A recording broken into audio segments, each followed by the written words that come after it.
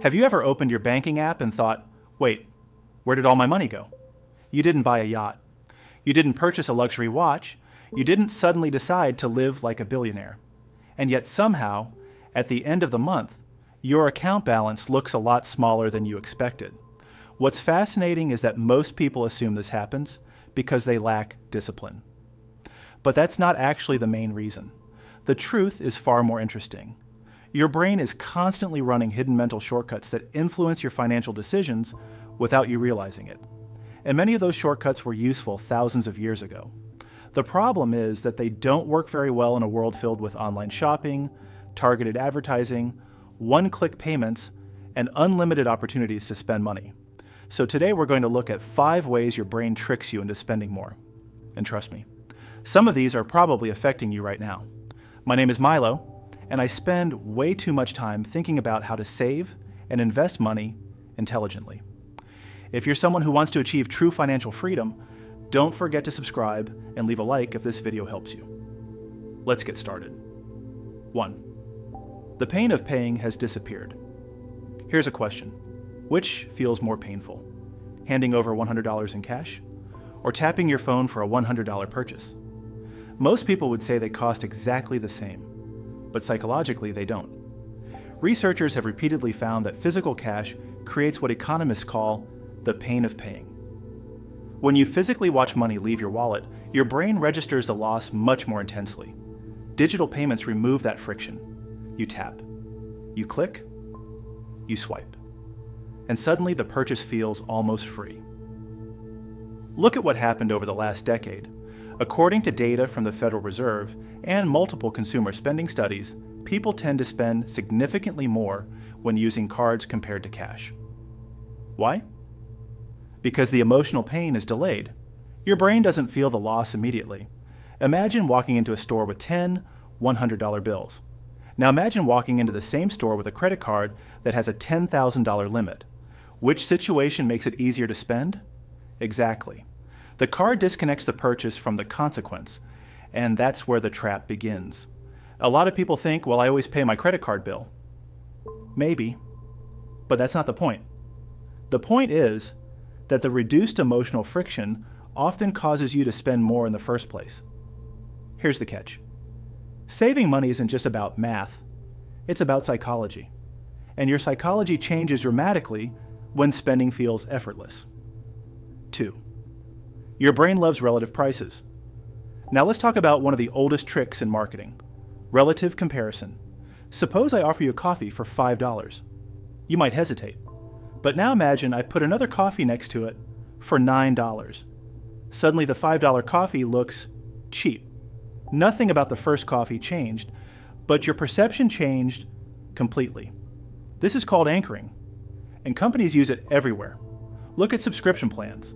Basic, $9.99. Premium, $19.99.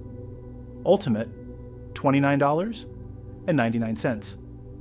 Most people don't evaluate the plans independently. Instead, they compare them to each other. And that's exactly what marketers want. Maybe you're thinking, so what? I still choose the cheaper option. Sometimes, but not always. Because the expensive option changes your reference point.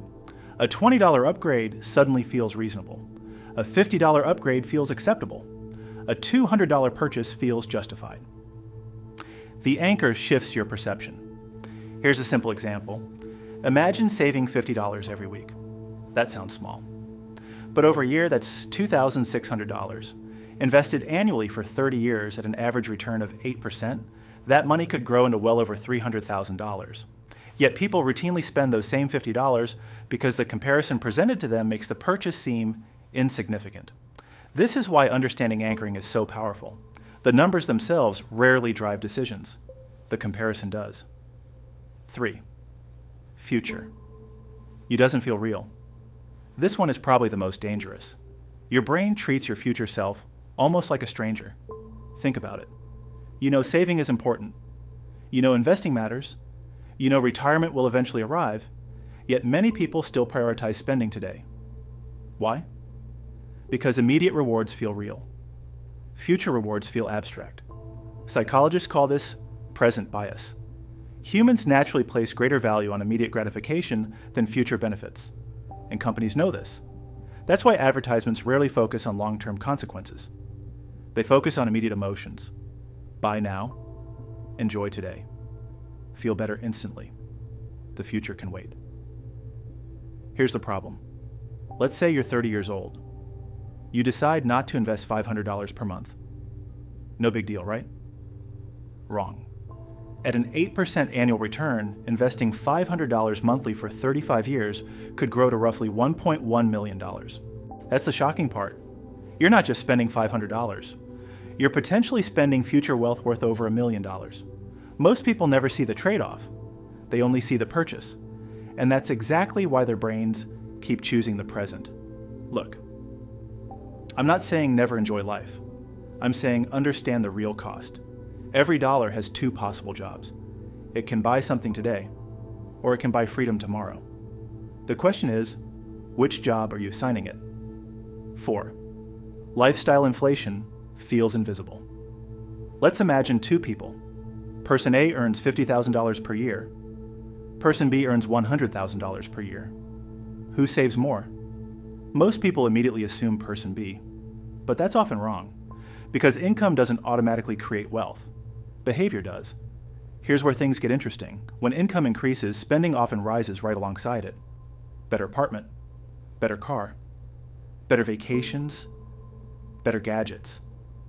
None of these upgrades feel extreme individually, but together they can completely absorb income growth. This phenomenon is called lifestyle inflation, and it's one of the biggest reasons high earners stay financially stressed. A study from several wealth surveys found that many households earning six figures still report living paycheck to paycheck. Think about that. People double their income, yet never escape financial pressure. Why? Because each raise became an excuse to increase expenses.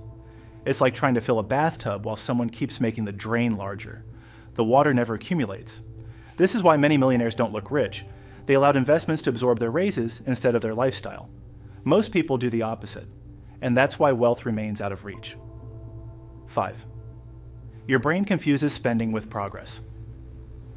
This final one is sneaky because it doesn't feel like spending. It feels productive. You buy books you never read, courses you never finish, equipment you rarely use, productivity tools you don't need. And somehow your brain interprets the purchase as progress. The purchase creates a temporary feeling of achievement. But achievement and preparation are not the same thing. Buying running shoes doesn't improve fitness. Running does. Buying investment books doesn't build wealth. Applying the knowledge does. Buying a course doesn't create a business. Taking action does. This psychological trap keeps people stuck for years. They feel like they're moving forward, but they're actually standing still. The spending creates the illusion of progress, and the illusion is often enough to satisfy the brain temporarily. That temporary satisfaction becomes dangerous because it delays real action, and that's exactly what you want to avoid. How to fight back. So what can you actually do? First, create spending friction. Wait 24 hours before non-essential purchases. Second, track every expense. Awareness changes behavior. Third, automate investing. Remove future decisions from the equation. Fourth, increase savings whenever income rises. Don't allow lifestyle inflation to consume every raise. And fifth, ask yourself one question before buying anything. Will this improve my life, or am I simply buying a feeling? That single question can save you thousands, maybe even hundreds of thousands over your lifetime.